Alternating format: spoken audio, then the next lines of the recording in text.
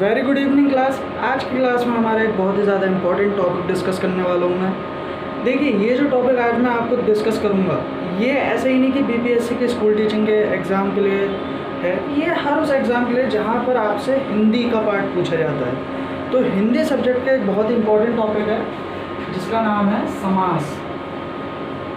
इसके प्रीवियस वाले क्लास में मैंने सर्वनाम का टॉपिक डिस्कस किया था। आज की क्लास में हम ये समास का टॉपिक जो है बहुत डिटेल में डिस्कस करेंगे। अब देखिए, डिटेल से यहाँ पे मेरा मतलब है, मैं आपको समास ऐसे तरीके से समझाऊंगा कि आप ट्रिक बाय ट्रिक समास को देखेंगे। अगर आपके सामने समास का कोई भी क्वेश्चन आ गया तो आप विद इन सेकेंड्स उस ट्रिक के थ्रू उस क्वेश्चन को बहुत ईजिली सॉल्व कर लेंगे। आपका समास गलत नहीं होगा। तो आप बात कर लेते हैं, बिना टाइम को ज़्यादा वेस्ट करे हुए मैं डायरेक्ट पॉइंट टू पॉइंट बात करता हूँ कि आखिर हमारे समास होते कितने प्रकार के हैं। समास के टाइप्स के बारे में बात कर लेते हैं। तो बेसिकली हमारा जो समास है वो 6 टाइप का होता है। कितने टाइप का होता है? 6 टाइप का। पहला आ जाता है हमारा अव्ययी भाव समास। अव्ययी भाव समास। दूसरा पार्ट आ जाता है हमारा तत्पुरुष समास। तत्पुरुष समास। तीसरा आ जाता है हमारा कर्मधारय। कर्मधारय समास। फोर्थ पार्ट आ जाता है या फोर्थ टाइप आ जाता है हमारा अव्ययी भाव, कर्मधारय, तत्पुरुष। फोर्थ आ जाता है हमारा द्विगु समास। द्विगु समास। फिर आ जाता है हमारा द्वंद्व समास।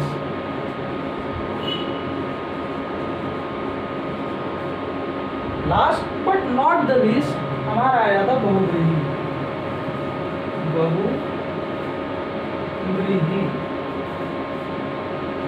समास।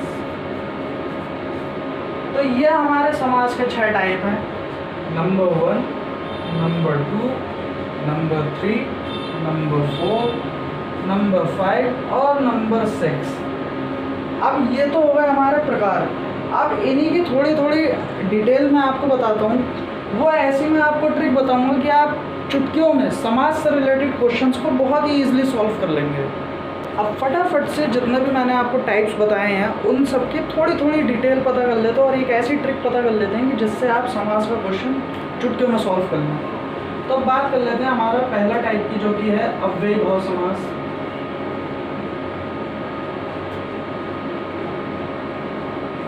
अब देखिए, इसमें क्या होता है, अव्ययी भाव समास की अगर मैं सीधी डेफिनेशन बताऊं कि जहां पहला पद प्रधान हो, ये तो हो गया एक पॉइंट। दूसरा पॉइंट आप लिख सकते हो जहां प्रथम पद उपसर्ग हो, या तीसरा बहुत सिंपल, जहां प्रथम पद छोटा हो। अभी इसके एग्जाम्पल बताऊंगा तब आपको बहुत इजीली समझ में आएगा। तो यहाँ पे ये कहा जा रहा है कि अव्ययी भाव समास वहाँ होता है जहाँ पहला पद प्रधान हो, या जहाँ पर प्रथम पद उपसर्ग हो, या फिर जहाँ पर प्रथम पद छोटा हो। इसके एग्जाम्पल्स क्या होंगे? इसके एग्जाम्पल्स अगर हम देख लें तो जैसे वर्ड है यथाशक्ति। यथाशक्ति। अब देखिए, यथाशक्ति में यथा जो है वो हमारा उपसर्ग है, अब प्रधान पद भी यही है, तो यहाँ पे अव्ययी भाव समास हो गया। दूसरा हो गया हमारा प्रतिदिन। प्रतिदिन। प्रतिदिन में भी पहला पद हमारा जो है उपसर्ग है, छोटा भी है और प्रधान भी है। फिर इसके बाद और भी ऐसे बहुत सारे हैं। अच्छा, एक चीज़ और भी है यहाँ पे, एक पॉइंट इसका यहाँ नोट कर लीजिए। जहाँ एक जैसे शब्द आए, जहाँ एक जैसे शब्द बार बार आए, वहाँ अव्ययी भाव समास होता है। इसका एग्जाम्पल आप ऐसे लग सकते हैं जैसे धीरे धीरे। धीरे धीरे, ये अव्ययी भाव समास है। धीरे धीरे, और हमारे इसके अलावा हो गए जैसे धीरे धीरे हो गए, यथाशक्ति हो गया, यथासंभव हो गया, यथासंभव, रातों रात, फटाफट, छोटे छोटे। तो जहाँ आप इस तरीके के वर्ड्स देखें जहाँ पहला पद प्रधान हो, यथा अगर किसी वर्ड में लिखा है तो वो समझ जाइए कि अव्यय भाव है, या जहाँ पे पहला पद जो है उपसर्ग हो वहाँ आप समझ जाइए कि अव्यय भाव समाज है। या आपको इस तरीके के वर्ड्स दिख जाए धीरे धीरे, रातों रात, फटाफट, छोटे छोटे, जहाँ एक जैसा शब्द दो बार आए वहाँ अव्यय भाव समास है। तो ये हो गया हमारा अव्यय भाव। उसके बाद हम बात कर लेते हैं, अव्यय भाव समास हमने पढ़ लिया, उसके बाद आता है हमारा तत्पुरुष समास। देखिए इसका कोई सीक्वेंस नहीं है, आप कोई सा भी कभी भी पढ़ सकते हैं, कोई सीक्वेंस नहीं है कि अव्यय तत्पुरुष क्रमधारय द्विगु द्वंद्व बहुब्रीहि में कोई सीक्वेंस हो, कोई सीरियल नंबर नहीं है, आप कोई सा भी कभी भी पढ़ सकते हैं। फिलहाल अभी बात कर लेते हैं तत्पुरुष की। ये अव्यय भाव के जस्ट अपोजिट है भाई, उसमें हमारा प्रथम पद प्रधान था, लेकिन यहाँ हमारा दूसरा पद प्रधान होगा। जहाँ दूसरा पद प्रधान हो वहाँ तत्पुरुष समास होगा। ठीक है, ये इसकी सिंपल सी डेफिनेशन है। ये बिल्कुल अपोजिट है अव्ययी भाव समास के। इसके एग्जाम्पल्स देख लीजिए आप। एग्जाम्पल में इसके आता है जैसे राजपुत्र। अब जब इसका विग्रह कराया जाएगा तो आएगा राजा का पुत्र। फिर इसी तरीके से इसका दूसरा एग्जाम्पल आप देख लीजिए। दूसरा एग्जाम्पल होता है इसका पुरुषोत्तम। जब इसका विग्रह करेंगे तो पुरुषों में उत्तम। फिर एक और आप ले सकते हैं इसका एग्जाम्पल, राजपुत्र हो गया, पुरुषोत्तम हो गया। इसके अलावा आप कोई एग्जाम्पल सजेस्ट करो जो आपको इससे मिलता जुलता लग रहा हो। जैसे भाई हो गई हमारी यज्ञशाला। देखो दिमाग जब तक खुद नहीं चलाओगे तब तक आपको नहीं समझ में आएगा। तो यज्ञशाला का जब हम विग्रह करेंगे तो होगा यज्ञ की शाला। फिर शिवालय मतलब शिव का आलय। इस तरीके से जब आप शब्दों का विग्रह करेंगे तो आपको क्लियर पता चल जाएगा कि तत्पुरुष समास है। इसी तरीके से लास्ट आप देख सकते हैं पुस्तकालय। पुस्तकालय मतलब पुस्तकों का आलय, पुस्तकों का आलय। तो बात क्लियर है। जहां आपको इस तरीके के वर्ड्स मिल जाएं जिनका क्या कहते हैं विग्रह करने पे इस तरीके के आपको वर्ड्स मिले का की में, तो वहां पे आप समझ जाइए कि तत्पुरुष समास की बात हो रही है। जहां पर हमारा दूसरा पद प्रधान हो। यहाँ पर ये प्रधान है पुत्र। किसका पुत्र? वो प्रधान नहीं है, पुत्र प्रधान है। उत्तम कि भाई उत्तम किस चीज में? पुरुषों में उत्तम है। शाला किसकी है? यज्ञ की है। शिव आलय किसका है? शिव का है। आलय किसका? पुस्तक का। तो प्रधान कौन सा हो गया हमारा? दूसरा पद प्रधान हो गया। तो जहाँ दूसरा पद प्रधान हो वहाँ तत्पुरुष समास होता है। तत्पुरुष के बाद हम बात कर लेते हैं तीसरे नंबर पर कर्मधारय। सॉरी क्रम हो गया, तो कर्मधारय। कर्मधारय में क्या होता है? ये भाई ये रा नहीं है, रा ये लगाया मैंने। कर्मधारय में क्या होता है? ये काफ़ी ज़्यादा इंपॉर्टेंट है, काफ़ी ज़्यादा पूछ रहे हैं। कर्मधारय के अगर मैं पॉइंट्स बता दूँ, जहाँ दूसरा पद प्रधान होता है, दूसरा पद प्रधान होता है और पहला पद विशेषण होता है। मतलब पहले पद में विशेषता बताई जाती है और दोनों पदों की तुलना होती है।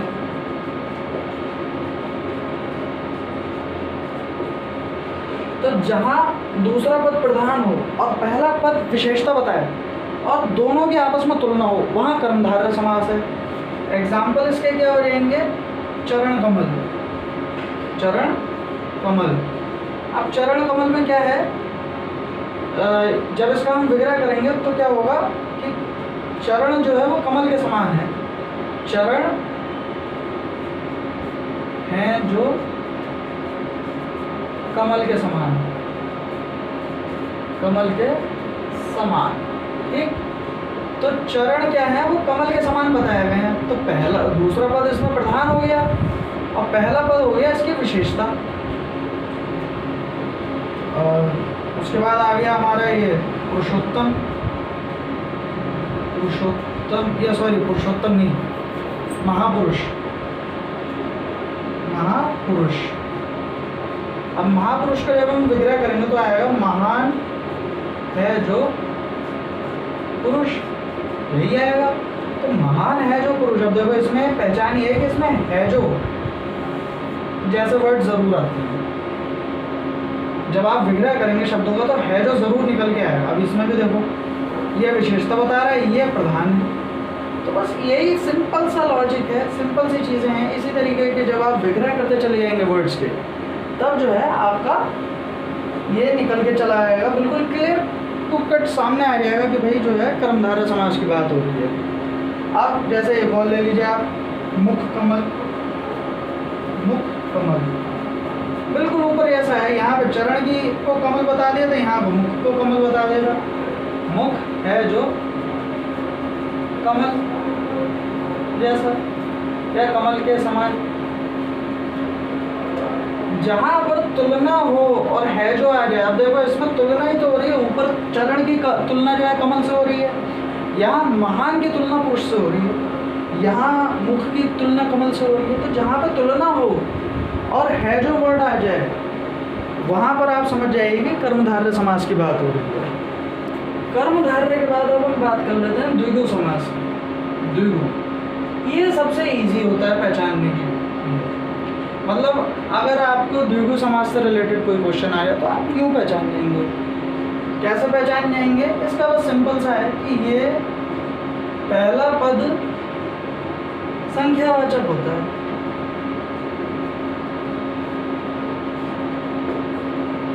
संख्यावाचक से यहाँ पे मतलब है कि फर्स्ट लेटर में या फर्स्ट वर्ड में किसी भी एक डिजिट का जो है इंडिकेशन मिलता है। एग्जाम्पल क्या रहेंगे इसके? एग्जाम्पल रहे जैसे त्रिनेत्र, मतलब त्रि आ गया ना, त्रि का मतलब तीन आँखों वाला, तीन आँखों वाला। अब उसके बाद चौराहा, चौराहा में भी देखो चौ आ गया, मतलब चार राहों वाला। फिर तिरंगा ले लो, तिरंगे में भी ती आ गया, मतलब तीन रंग वाला। तो इस तरीके से जहाँ पर संख्यावाचक शब्द आ जाए वहाँ द्विगु समास है। बस ये सिंपल सा इसका लॉजिक है। ऐसे बहुत सारे आ सकते, जैसे अब तिरंग, त्रिनेत्र, चौराहा, तिरंगा, पंचवटी, पंचवटी भी हो गया। ठीक, पंचवटी हो गया आपका हमारा, सतकोण हो गया, या सॉरी सप्तऋषि हो गया, सप्तऋषि। मतलब जहाँ पर भी आपका पहला वर्ड संख्यावाचक हो वो द्विगु समास है। द्विगु समास के बाद बात कर लेते हैं हम हमारे द्वंद्व समास की। द्वंद्व समास, अब देखिए द्वंद्व समास भी द्विगु जैसा ही है, बस देखो नाम में कंफ्यूज मत होना। वो द्विगु है, ये द्वंद्व है, दोनों काफ़ी अलग हैं पर हैं दोनों इजी। द्विगु में क्या, द्वंद्व समास में क्या होता है, दोनों पद प्रधान होते हैं, दोनों पद प्रधान होते हैं। और दूसरा पॉइंट इसका ये लिख लो कि दोनों एक दूसरे के उल्टे होते हैं, आपस में विग्रह करते हैं, या उल्टे होते हैं, अपोजिट होते हैं, जो आप समझ सकते हो। एग्जाम्पल जब मैं इसका बताऊंगा तब आपको बिल्कुल क्लियर हो जाएगा। इसके एग्जाम्पल है जैसा रात दिन, रात दिन। इसकी सबसे बड़ी पहचान ये है, इसमें ये साइन देखने को मिलते हैं, रात दिन, माता पिता, आस पास। इस तरीके के आपको वर्ड्स देखने को मिलेंगे जो एक दूसरे के अपोजिट भी होते हैं और ये वाला आपको साइन देखने को मिला, रात, दिन, माता, पिता, आस पास, और बहुत सारे हो सकते हैं। कल परसों, कल परसों मतलब ये आप समझ सकते हो, वैसे ये कोई वर्ड नहीं है। कल परसों या इस तरीके के जितने भी आप वर्ड्स देखें वो आप समझ जाइए कि द्वंद्व समास के उदाहरण, जहाँ दोनों ही शब्द प्रधान हैं, दोनों ही एक दूसरे के अपोजिट हैं, और विग्रह करने पर इस तरीके का चिन्ह जो है लगाया जाता है, इस तरीके का चिन्ह। वहाँ आप समझ जाइए कि ये जो है द्वंद्व समास है। अब द्वंद्व के बाद हम लास्ट बात कर लेते हैं हमारे बहुव्रीहि समास की। बहुव्रीहि समास, ये आप कह सकते हो ये बहुत ही इम्पोर्टेंट है। इम्पोर्टेंट क्यों है? क्योंकि ये कंफ्यूजन क्रिएट करता है। पहले इसका पॉइंट समझ लीजिए, इसमें होता क्या है। इसमें दोनों पद मिलकर तीसरे पद की तरफ संकेत करते हैं।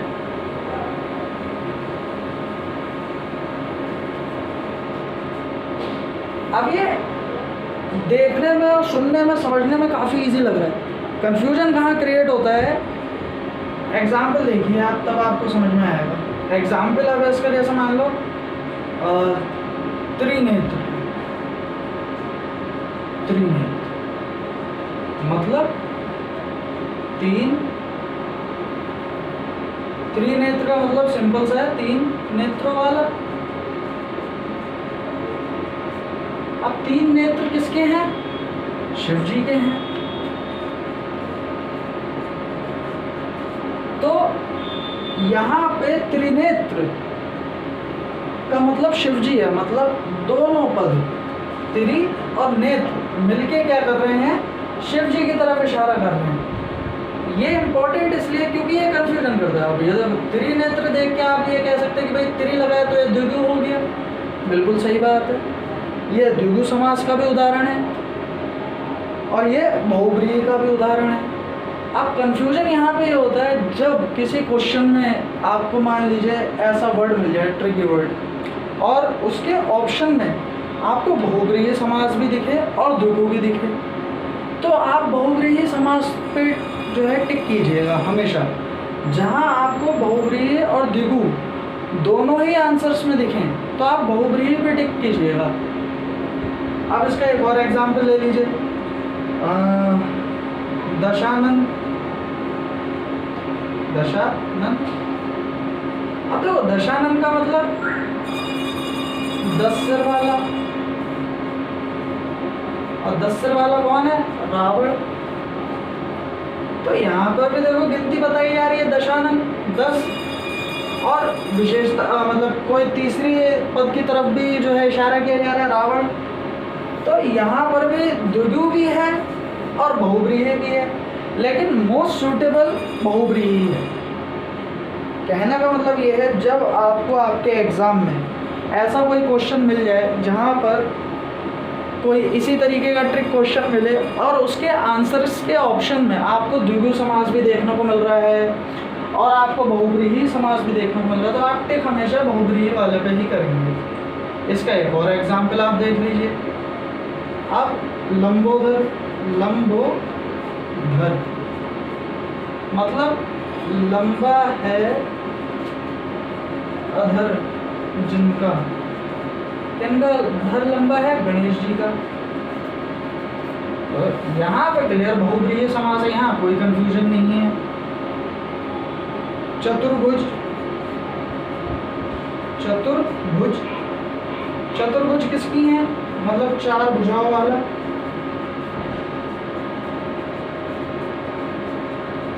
चतुर्भुज किसके है? विष्णु जी की, है कि नहीं? अष्टभुज भी पूछ सकता है। हाँ, तो यही है कि ये भी आपको देखने में ऐसा लगेगा कि जो है द्विगु समास पर है बहुव्रीहि, तो यहाँ आपको कंफ्यूज नहीं होना है। जहाँ भी क्वेश्चन में बहुव्रीहि और द्विगु कभी कभी ये जो है कर्मधारय के भी जैसा दिखता है, तो तो कहने का मतलब ये है, जहाँ पर आपको क्वेश्चन में आंसर्स में बहुब्रीहि, द्विगु, कर्मधारय तीनों मिल जाएं और बहुब्रीहि है तो मोस्ट सूटेबल आप देख के बहुब्रीहि पर ही टिक कीजिएगा। तो आज के क्लास में बस इतना ही। मैं उम्मीद करता हूँ आपको ये आज का क्लास पसंद आया होगा। हिंदी में समास एक बहुत इंपॉर्टेंट टॉपिक है, फिर आपका चाहे एग्ज़ाम टीचिंग का हो या किसी भी सेक्टर का हो, अगर उसमें हिंदी का पार्ट पूछा जा रहा है तो समास से क्वेश्चन ज़रूर पूछे जाएंगे। इस ट्रिक के सहारे आप समास को चुटकियों में सॉल्व कर सकते हैं। अगर आपको क्लास पसंद आया हो तो वीडियो को लाइक कीजिए, शेयर कीजिए, और अगर अभी तक आपने चैनल को सब्सक्राइब नहीं किया है तो इसी तरीके के और भी नॉलेजेबल क्लासेस देखने के लिए आप मेरे चैनल सिनाल थ्योरी जोन को सब्सक्राइब कर लीजिए, बेल आइकन को प्रेस कर लीजिए। और साथ ही साथ अगर आप म्यूज़िक सीखना चाहते हैं ऑफलाइन तो आप बरेली में राजेंद्र नगर आ जाइए। राजेंद्र नगर में बागे बिहारी मंदिर के पास आ जाइए। बागे बिहारी मंदिर के पास मेरा कोचिंग सेंटर है जिसका नाम है रिदम म्यूज़िक एकेडमी।